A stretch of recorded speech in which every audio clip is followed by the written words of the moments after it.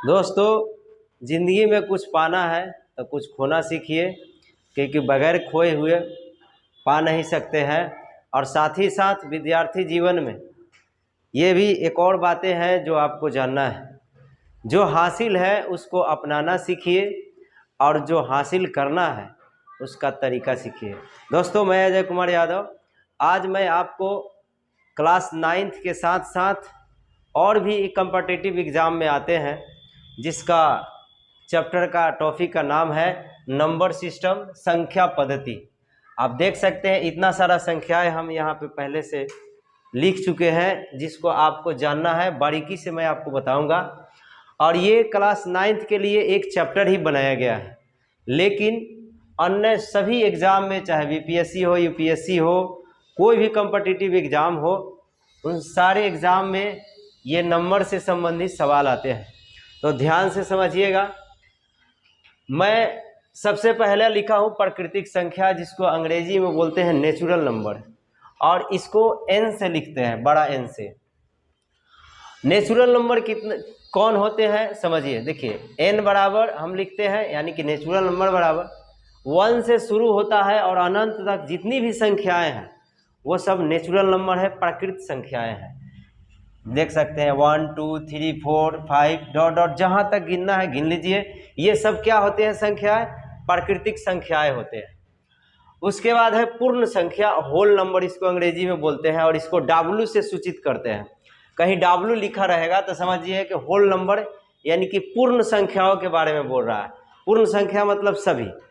अब देखिए, यहाँ पे पूर्ण संख्या कौन होता है? जो प्राकृतिक संख्या है उसी में जीरो लिख देंगे, जीरो से शुरू करेंगे और 1 2 3 4 डॉट डॉट, जहाँ तक गिनना है गिन सकते हैं। ये सभी संख्याएं क्या हो जाएंगे? पूर्ण संख्याएं। यानी कि प्राकृतिक संख्या में अगर जीरो मिला देते हैं तो वो क्या हो जाते हैं? पूर्ण संख्या है, होल नंबर। अब तीसरा नंबर पर है पूर्णांक। पूर्णांक संख्या भी इसको बोलते हैं, या केवल पूर्णांक बोलते हैं। इंटीजर नंबर, इसको आई या जेड से सूचित करते हैं। ये होता क्या है? ये दो तरह के होते हैं, एक धनात्मक पूर्णांक और एक ऋणात्मक पूर्णांक। देखिए यहाँ पे जीरो है, इसका संख्या भी होता है, संख्या रेखा के द्वारा भी दिखाया जाता है, जैसे 0 1 2 इस तरह बढ़ता है। इधर में -1 -2, आप लोग बचपन में पढ़े होंगे। तो ये सब क्या है? पूर्णांक संख्या रेखा है ये। तो जो जीरो से उधर है उस तरफ है, 1 2 3 देख सकते हैं, इधर अनंत तक गिनते जाइए। ये हो गया धनात्मक पूर्णांक। और जीरो से इधर वाले जो होते हैं -1 -2 -3 डॉट डॉट डॉट, ये होते हैं ऋणात्मक पूर्णांक। तो पूर्णांक संख्या दो तरह के हो गया, धनात्मक और ऋणात्मक। धनात्मक को बोलते हैं पॉजिटिव, ऋणात्मक को बोलते हैं निगेटिव। तो ये हो गया आपका पूर्णांक संख्या, जो जीरो से स्टार्ट होता है और उस तरफ जाएंगे तो प्लस में बढ़ेगा और इस तरफ आएंगे तो माइनस में घटते जाएगा। ठीक है, बढ़ता नहीं है, घटता है। इधर के तरफ जितना जाएंगे घटते जाएगा। यानी कि -1 बड़ा है किससे? -2 से, -3 से, -4 से। इस सबसे बड़ा है कौन? -1। क्योंकि आपको पता है कि जीरो के बाद अगर पहले संख्या जो आएगा इधर, वो इधर वाले जितने संख्या है सबसे बड़ा है। यानी -1 जो है -3 से भी बड़ा है, और इधर और भी जितनी संख्या है वो सबसे क्या होते हैं? बड़ा होते हैं। तो ये हो गया आपका पूर्णांक संख्या। अब है सम संख्या, इवन नंबर। सम संख्या वैसे संख्या होते हैं जो 2 से पूरा पूरा कट जाते हैं। जैसे देखिए, यहाँ 2 है, 4 है, 6 है, 8 10 12 14 डॉट डॉट, इसी तरह बढ़ते जाएंगे। यानी कि 2 से ये सब कट जाएंगे। आगे भी संख्याएं लिखेंगे जो 2 से कट जाता हो, वही क्या होते हैं? सम संख्या, इवन नंबर। और उसके बाद होता है विषम संख्या, ऑड नंबर। ये वैसे संख्या है जो 2 से पूरा पूरा नहीं कटते हैं, जैसे 1 3 5 7 9 डॉट डॉट डॉट, इसी तरह बढ़ते जाएंगे। मतलब कि ये 2 से पूरा पूरा नहीं कटते हैं। इस तरह से जो संख्याएं होते हैं क्या होते हैं? ऑड नंबर, यानी कि विषम संख्या है। अब आपका अगला छठा नंबर है भाज्य संख्या, कंपोजिट नंबर। भाज्य संख्या वे होते हैं जो क्या होते हैं? अपने अलावा अपने अलावा किसी अन्य संख्या से भी भाग लग जाता है उसको क्या बोलते हैं? भाज्य संख्या। जैसे देखिए दो संख्या, दो से तो कटेगा ही, एक से भी कट जाएगा, तो एक से तो सभी संख्याएं कटते हैं, बोलिए, तो यहाँ दो होगा,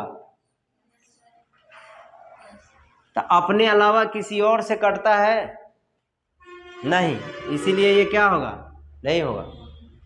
4 से स्टार्ट करो, 1 से तो सभी संख्याएं कट जाते हैं, तो ये क्या हो गया? भाज्य संख्या है। देखिए 4 क्या है? 2 से भी कटेगा, 4 से भी कटेगा, 1 से तो कटता ही है, 1 का बात नहीं करेंगे। फिर 6 देखिए, 2 से कटेगा, 3 से भी कटेगा, 6 से भी कट जाएगा। फिर इसी तरह 8 है, फिर 9 है, 3 से भी कट जाएगा, 9 से भी कट जाएगा। बोलिए, अब बहुत सोच रहा है सर ये तो विषम संख्या आ गया इसमें। नहीं नहीं, इसको 3 से भी काट सकते हैं ना, ये विषम संख्या नहीं है, ये भाज्य संख्या है, कंपोजिट नंबर, जो अपने अलावा किसी और भी संख्या से क्या हो जाते हैं? कट जाते हैं। जैसे 9 है तो 9 से कटेगा ही, 3 से भी कट जाएगा। उसी तरह 10 भी है, 12 है, आगे 14 होगा, फिर 15 भी होगा, समझ गया? डॉट डॉट, ये क्या होते हैं? भाज्य संख्या, कंपोजिट नंबर। अगला है अभाज्य संख्या, प्राइम नंबर। ऐसी संख्या जो क्या हो? केवल अपने आप से कटता हो, ये क्या होते हैं? अभाज्य संख्या। अब बोलिए यहाँ 2 है, 2 अपने आप से कटेगा, किसी से नहीं कटेगा। 3 क्या है? अपने आप से कटेगा। 5 क्या है? अपने आप से। 7 क्या है? अपने आप से। इसी तरह बढ़ते जाइए। अब बहुत सोच रहा है विषम संख्या है, विषम संख्या तो है ही, लेकिन ये ऐसी संख्या है जो केवल अपने आप से कटेगा। अब देखिए 11 है तो 11 अपने से कटेगा, 13 अपने से कटेगा, समझ में आया? तो ये सब संख्या जो कहलाते हैं वो क्या होते हैं? अभाज्य संख्या है। अब अभाज्य में कई तरह के है, अब 2 और है जिसमें सह अभाज्य संख्या बोलते हैं, को प्राइम नंबर। ऐसे 2 नंबर इकट्ठा रहते हैं जिसका HCF यानी लघुत्तम महत्तम समवर्तक 1 आता हो। जैसे 3 और 7 का मौसा निकालेंगे HCF तो क्या आएगा? 1। अरे ये 3 और 7 किसी से कटेगा नहीं, सिर्फ 1 से कटेगा। इसी को क्या बोलते हैं? सह अभाज्य, को प्राइम। बोलो 11 और 17 किसी से कटेगा नहीं, किससे कटेगा? केवल 1 से, यानी कि इसका HCF क्या होगा? 1 होगा, यानी कि मौसा। फिर 3 और 11 इसका मौसा क्या होगा? 1 होगा, समझ गए? तो ये क्या हो जाते हैं? सह अभाज्य। अब यह है युग्म अभाज्य संख्या, पेयर प्राइम नंबर या ट्विन प्राइम नंबर इसको बोलते हैं अंग्रेजी में। ये युग्म अभाज्य संख्या जो होते हैं, जिस वैसे 2 संख्या एकत्रित रहते हैं जिसका अंतर क्या होता है? 2। जैसे देखिए 3 और 5, इसका भी HCF 1 होता है, लेकिन इसका अंतर करिएगा तो 2 आएगा। देखिए 5 में से 3 गया तो 2, 7 में से 5 गया 2, 13 में से 11 गया 2। तो इसको क्या बोलते हैं? युग्म संख्या, जिसका अंतर क्या हो? 2 हो। समझ में आया? अब परिमेय संख्या, रेशनल नंबर इसको बोलते हैं, और इसको Q से लिखते हैं, ठीक है? अब बहुत सारे स्टूडेंट के कन्फ्यूजन होगा, सर ये सब में कुछ नहीं लिखे, किसको किससे सूचित करते हैं? तो ये सब ऐसे संख्या है जिसको सूचित करने के लिए कोई शब्द नहीं यूज किया गया है, कोई लेटर अक्षर यूज नहीं किया गया है, इसीलिए उसमें नहीं लिखा गया है, कन्फ्यूज नहीं होना। अब रेशनल नंबर को Q से लिखते हैं, और रेशनल नंबर किसको कहते हैं समझ लेते हैं। जो संख्याएं P/Q के रूप में हो और Q नॉट इक्वल 0, माने P/Q के रूप में तो रहेगा ही, यानी P/Q, और Q के जगह पर 0 नहीं होना चाहिए, वरना उसका मान आपको मालूम है कि कोई भी संख्या हो और उसको 0 से भाग देंगे तो उसका मान इन्फिनिटी आता है, अनंत। ये इन्फिनिटी का साइन है, ऐसे अनंत आएगा, इसीलिए 0 नहीं होना चाहिए। बाकी सब संख्या क्या हो जाएंगे? परिमेय संख्या हो जाएंगे। जैसे 0, तब 0 है तो 0 के नीचे 1 तो है ही, मतलब नीचे 0 नहीं होना चाहिए, हर में 0 नहीं होना चाहिए, समझ में आया? उसके बाद 2 है तो 2 है तो 2 के नीचे 1 तो है ही, ये भी परिमेय संख्या है। और फिर 3 है तो ये भी है, इसके नीचे भी 1 है। फिर 4/5 है, 3/5 है, -7/3 है, ये भी है। परिमेय संख्या प्लस में भी होता है, माइनस में भी होता है, समझ गए? अब हम लोग को इसका विपरीत जानना है, जो अपरिमेय संख्या है, जिसको अंग्रेजी में इरेशनल नंबर बोलते हैं। क्या बात करती है? Irrational number. एकदम पागले है काजी। देखो इरेशनल नंबर, जो संख्याएं p बाई क्यू के रूप में न हो, जो p बाई क्यू के रूप में नहीं रहता हो, वैसे संख्या को क्या बोलेंगे? पुदीना बचेगी, बोलो अपरिमेय संख्या। जैसे देखो ये रूट में रहेगा, ये p बाई क्यू के रूप में नहीं ना है, ये रूट में था, ये तो रूट में नहीं था, ये क्या है? रूट में है। अब माइनस में भी रहेगा, पाई है और √7 है, रूट मतलब ऐसे संख्या रूट में हो जिसका वर्गमूल निकालने पर पूरा पूरा नहीं निकलता हो, वो संख्या क्या कहलाते? अपरिमेय। अब कहिएगा रूट में तो 4 भी है, तो ये भी अपरिमेय संख्या नहीं, इसका वर्गमूल 2 होता है पूरा पूरा, समझ गए? अब 9 है तो 9 का वर्गमूल पूरा पूरा 3 होता है, तो ये अपरिमेय संख्या नहीं हुआ। वैसे संख्या अपरिमेय होता है जिसका वर्गमूल पूरा पूरा नहीं निकलता है। जैसे 5 हो गया तो इसका 2 पॉइंट कुछ होता है, फिर √3 हो गया तो इसका 1.732 ऐसे कुछ होता है, फिर √2 हो गया तो 1.414 होता है ना? तो जिसका वर्गमूल पूरा पूरा नहीं निकलता है वही क्या कहलाता है? अपरिमेय संख्या। वरना ये भी क्या है? परिमेय संख्या है ना? इसीलिए ये नहीं होगा, कंफ्यूजन समझते चलना, ठीक है? अब चलो अब वास्तविक संख्या हम लोग पढ़ते हैं जिसको रियल नंबर बोलते हैं। समझ में आया? इसको R से लिखते हैं, R से। R दुनिया की सभी संख्याएं वास्तविक संख्याएं हैं। संसार में जितने भी संख्या देख रहा है वो सब क्या है? वास्तविक संख्या है। यानी वास्तविक संख्या के अंतर्गत सारी संख्याएं आते हैं, चाहे रूट में हो, बटा में हो, माइनस में हो, प्लस में हो। जैसे यहाँ पे देख लिखा हुआ है 1/2 हो, 0 हो, -√2 हो, √5/2 हो, √3/2 हो, 5/7 हो, -2/3 हो। जितना कोई भी संख्या तुमको लिखना है लिख दो, सब वास्तविक संख्या ही होता है। समझ में आया? ये आपका क्या था? संख्या पद्धति नंबर सिस्टम। मैं उम्मीद करता हूं कि आपको समझ में आया होगा। अगर नए हैं तो प्लीज़ चैनल को सब्सक्राइब कीजिएगा, और ताकि वीडियो अगला जो भी बनेगा सबसे पहले आप तक पहुंचेगा। इसके बाद हम लोग तो आइए सबसे पहले जानते हैं हम लोग दशमलव। देखिए दशमलव 2 प्रकार के होते हैं, एक शांत होते हैं और दूसरा अशांत होते हैं। शांत का मतलब सीमित होता है या अशानी भी बोलते हैं। जैसा कि कोई भी परिमेय संख्या यहाँ पे दिख रहा है आपका, ये सब परिमेय संख्या है, और इस परिमेय संख्या में हम भाग दिए हैं तो क्या आया है? इसमें जो आंसर आए हैं वो दशमलव में आए हैं। और इधर भी कुछ सवाल आपको दिख रहे हैं जो दशमलव में ही है, लेकिन दशमलव कई तरह के होते हैं जिसके बारे में अभी मैं आपको बताया हूँ।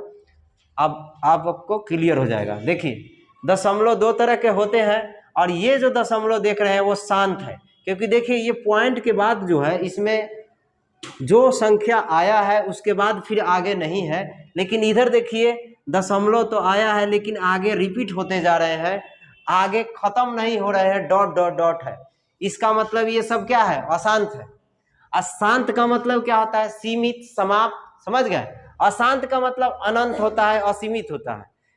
मतलब कि कोई ऐसे एक संख्या होते हैं जिसमें भाग देंगे तो उसका दशमलव का अंत नहीं होगा, दशमलव के बाद जो संख्या आते हैं उसका अंत नहीं होगा, और इसका क्या हो जाएगा? अंत हो जाएगा। जैसे ये परिमेय संख्या आप देख रहे हैं, 10 में 8 से भाग दिए तो 1.25 आया। आप भाग देख के चेक करके देख सकते हैं। फिर इसी तरह 5 में 2 से भाग दिए तो 2.5 आया। उसी तरह से ये सब देखिए जो भी संख्या है इसमें अगर हम भाग दिए हैं तो दशमलव के बाद जो भी संख्या आए हैं वो सब क्या है? सीमित है, समाप्त हो गया है, अंत हो गया है इसका। लेकिन आगे हम लोग पढ़ते हैं अब अशांत। शांत को अंग्रेजी में टर्मिनेटिंग बोलते हैं। अब हम लोग अशांत पढ़ते हैं, और ये टॉपिक बहुत इंपॉर्टेंट है, इसको समझना बहुत ज़रूरी है। इससे ही सवाल आते हैं ज़्यादातर, और इसी में कन्फ्यूजन होता है। देखिए सवाल आपसे किस तरह से पूछता है, मोटा मोटी आप ये जानते हैं कि परिमेय संख्या और परिमेय संख्या किसको कहते हैं, ये जानते हैं। परिमेय संख्या उसको बोलते हैं जो p/q के रूप में होता है, अर्थात आप इधर जो भी संख्या देख रहे हैं वो परिमेय संख्या है, और इसमें आप ये संख्या देखिए देख रहे हैं ये भी क्या है? परिमेय संख्या है। लेकिन अपरिमेय संख्या उसको बोलते हैं जो p बाई क्यू के रूप में नहीं होता है, अर्थात वे संख्याएं क्या होते हैं, रूट में होते हैं, या तो ये पाई का मान होता है, इसका भी क्या होता है, अंत नहीं होता है। तो ऐसे संख्या क्या कहलाते हैं, अपरिमेय संख्या होता है, ये जानते हैं।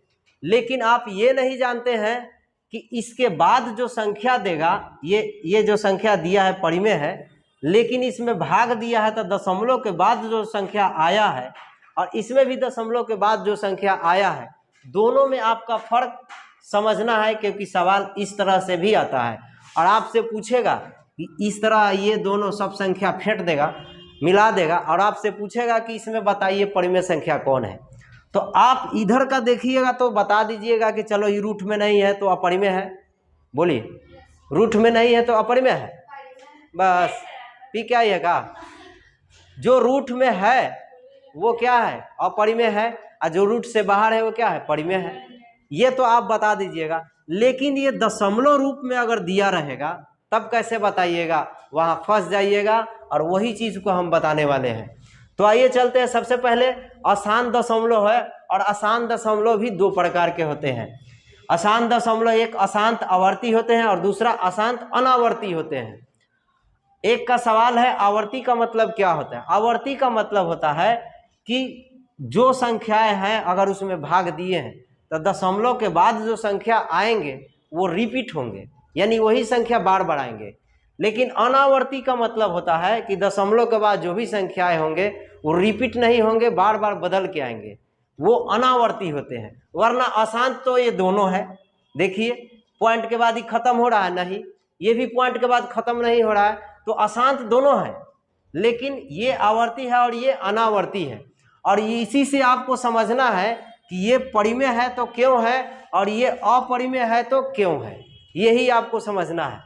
तो देखिए इसमें इसको अशांत को हम लोग अनावर्ती आवर्ती भी बोलते हैं, अंग्रेजी में नॉन टर्मिनेटिंग रेकरिंग बोलते हैं। देखिए, और इसको बोलते हैं अनवसानी अनावर्ती या अशांत अनावर्ती, इसको अंग्रेजी में बोलते हैं नॉन टर्मिनेटिंग नॉन रेकरिंग, अंग्रेजी में बोलते हैं। अब समझिए, देखिए ये 3 से भाग दिए 1 में तो आपका 0.33 बार बार यही संख्या रिपीट हो रहा है, तो इसको हम लोग शॉर्ट में क्या लिखते हैं, 0.3, और बार बार 3 आ रहा है इसीलिए 3 पर बार लगा दिए हैं। एक लाइन जो खींचे हुए हैं उसको हम लोग बार बोलते हैं। या वो नहीं लिखना है या वैसे नहीं सवाल दिया रहेगा तो 0 इस पर रेकरिंग दे देगा, रेकरिंग जो बूंदा ऊपर दिख रहा है ना वही, उसका मतलब क्या हुआ कि वही अंक बार बार क्या हो रहा है, रिपीट हो रहा है, यानी कि 3 ही अंक जो है बार बार रिपीट हो रहा है। तो शॉर्ट में आप ऐसे लिखिएगा या ऐसे वहाँ पे लिखा रहेगा, आप सवाल में पढ़िएगा। तो फिर उसके बाद यहाँ देखिए 10 में 3 से भाग दिया तो 3 पॉइंट के बाद बार बार क्या हो रहा है, वही अंक आ रहा है। तो ये 3 आगे वाला जो है वो तो ठीक है, लेकिन बाद वाला जो अंक वही रिपीट हो रहा है, इसीलिए उस पर क्या लगा दिया है, बार, या उसी पर रेकरिंग रख दिया है, समझ गया। तो ये दशमलव के बाद इस तरह के रहेगा। आप कहिएगा आगे वाला में नहीं है, आगे वाला को छोड़कर होता है, आगे वाला पर कुछ नहीं होता है, जो रहता है वो उसके बाद वाला जो अंक रिपीट होता है, आगे वाला पर नहीं होता है, ठीक है। अब देखिए फिर 2 में 11 से भाग दिया है तो 0 क्या है, 181818, मतलब बार बार यही संख्या क्या हो रहा है, रिपीट हो रहा है। तो जब यही अंक रिपीट हो रहे हैं तो क्या कर दिया, 0 और दशमलव के बाद 1818 आ रहा था, 18 को ऊपर क्या लिख दिया, बार चढ़ा दिया, या इसी को क्या लिख दिया, 0.1 और 8 दोनों पर रेकरिंग दे दिया। रेकरिंग का मतलब ये बूंदा की तरह दे देते हैं, ठीक है, मतलब यही अंक क्या हो रहा है, रिपीट हो रहा है। तो इस तरह आप लिखिए या परीक्षा में लिखा रहेगा तो आपको समझना है कि बार बार वही अंक आ रहा है। उसके बाद फिर देखिए 4 में 7 से भाग दिया है तो 571428 तो है ही, फिर उसके बाद 571428 वही अंक रिपीट हो रहा है, फिर उसके बाद भी वही अंक होगा। तो उसके लिए क्या कर दिया है, जितना संख्या है उसको उस पर बार चढ़ा दिया है और उसके बाद रिपीट होगा तो फिर वही होगा, बार का मतलब यही हुआ। या तो रेकरिंग देना है तो ढेर सारा अंक हो गया तो क्या कीजिएगा, पहले वाला पर लिख दीजिएगा रेकरिंग और लास्ट वाला पर, इसका मतलब क्या हुआ, यही जितना अंक है वही बार बार रिपीट हो रहा है, समझ में आया। तो ये जो संख्याएं हैं तो आपको अगर ऐसे देगा तो ये तो परिमेय है ही, अगर दशमलव में देगा ऐसे देगा तो भी आपको क्या बताना है, परिमेय ही बताना है, समझ में आया। तो इस तरह से आपसे सवाल पूछेगा कि परिमेय है कि अपरिमेय है, और ये तो परिमेय सब है ही, कितना बार बता चुके हैं। फिर अब इसमें आएंगे तो ये अपरिमेय है, और क्यों अपरिमेय है ये समझिए, यही समझना जरूरी है। परीक्षा में आपको इसी तरह से सवाल पूछते हैं, ऑब्जेक्टिव में ज़्यादातर आते हैं। देखिए ये √2 है, √2 का पूरा पूरा वर्गमूल निकालिएगा तो उसका पूरा पूरा वर्गमूल नहीं निकलता है, दशमलव के बाद ज़्यादा से ज़्यादा 1, 2 या 3 अंक तक निकाल के छोड़ दिया जाता है। लेकिन कॉम्पिटिटिव एग्जाम या ऑब्जेक्टिव में आपका इस तरह से जितना होता है ना 5-10 अंक तक पूछ देता है। तो आपको क्या करना है, आप ये देखिए कि दशमलव के बाद जो संख्या रिपीट हो रहा है इसमें तो नहीं है, सब बदल बदल के है। इसमें देख रहे थे कि रिपीट हो रहा था, इसमें रिपीट नहीं हो रहा है। तो जब दशमलव में ऐसा सवाल देगा और ऐसा मिला के देगा तो अपरिमेय संख्या आपको ढूंढना है। तो दशमलव के बाद अगर रिपीट होगा तब परिमेय है, और नहीं रिपीट होगा तो क्या होगा, अपरिमेय है। तो ये देखिए अपरिमेय वाला है। फिर उसी तरह √5 का वर्गमूल 2.3 है, 60, फिर सब अलग अलग दशमलव के बाद संख्याएं आ रहे हैं, इसीलिए क्या है, अपरिमेय है। उसके बाद देखिए पाई का मान, ये तो बहुत इंपॉर्टेंट है, पाई वाला तो हमेशा लगभग पूछता है। पाई का मान 3.1415929, इस तरह से और भी आगे आगे होगा। तो ये अपरिमेय संख्या है, क्यों है, क्योंकि दशमलव, वैसे तो इसका मान 22/7 भी होता है, लेकिन 7 से भाग दीजिएगा तो यही वाला आएगा। तो ये संख्या हमेशा दशमलव के बाद क्या हो रहा है, बदल जा रहा है, इसीलिए ये क्या हो गया, अपरिमेय संख्या। लेकिन कुछ संख्या यहाँ पे देखिए और भी है, देखिए 0 दशमलव क्या है 1 2, और फिर उसके बाद 2 गो 1 है, फिर 2 है, फिर 3 गो 1 है, फिर 2 है, फिर 4 गो 1 है। तो इस तरह से देखो अब रिपीट वाला भी आ रहा है, लेकिन इसमें रिपीट हो रहा है, लेकिन अंकों की संख्या जो है हमेशा बढ़ते जा रहा है। अब देखिए 1 है, फिर 2 आया, तो फिर 1 आया लेकिन 2 गो आया, फिर 2 भी आया लेकिन 2 के बाद 3 गो 1 आया, फिर 2 आया लेकिन 1 कै गो आया, 4 गो आया। तो इस तरह से ये बढ़ते जा रहा है। फिर नीचे देखिए 0.3, फिर 2 गो 0 आ गया, फिर 3 आया, फिर 3 गो 0 आ गया, फिर 3 आया, फिर 4 गो 0। ये तो हमेशा बदलते जा रहा है, तो इसीलिए ये भी क्या है, अपरिमेय संख्या है।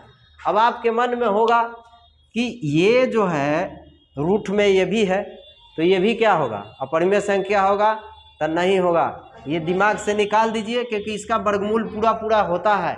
जिसका वर्गमूल पूरा पूरा नहीं निकलता है वही अपरिमेय संख्या होता है।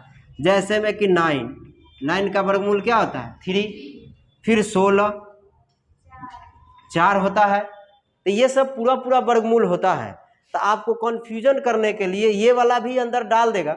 अब बोलेगा बताइए अपरिमेय संख्या है, तो आप तो दिमाग लगाइएगा ये रूट में हो अपरिमेय हो, एकदम मार दो, तो वो गलत हो जाएगा आपका, समझ गए। ये सब देखना है कि वर्गमूल किसका पूरा पूरा निकलता है। तो वैसे सवाल को आप ध्यान से बनाइएगा, और जिसका वर्गमूल पूरा पूरा नहीं आता है वो क्या हो जाएगा, अपरिमेय संख्या। तो उम्मीद करता हूँ कि ये सब आपको समझ में आया होगा अच्छे से। अब फिर भी किसी तरह का अगर समस्या है तो आप समस्या का समाधान के लिए कमेंट बॉक्स में जाइए, कमेंट कीजिए, और नए हैं तो चैनल को सब्सक्राइब कीजिए, ताकि अगला वीडियो जो भी बनेगा आपको मैथ से रिलेटेड या आपको जो सवाल बताना है कमेंट बॉक्स में कीजिएगा, हम आपको ज़रूर जवाब देंगे। मिलते हैं नेक्स्ट वीडियो में, धन्यवाद।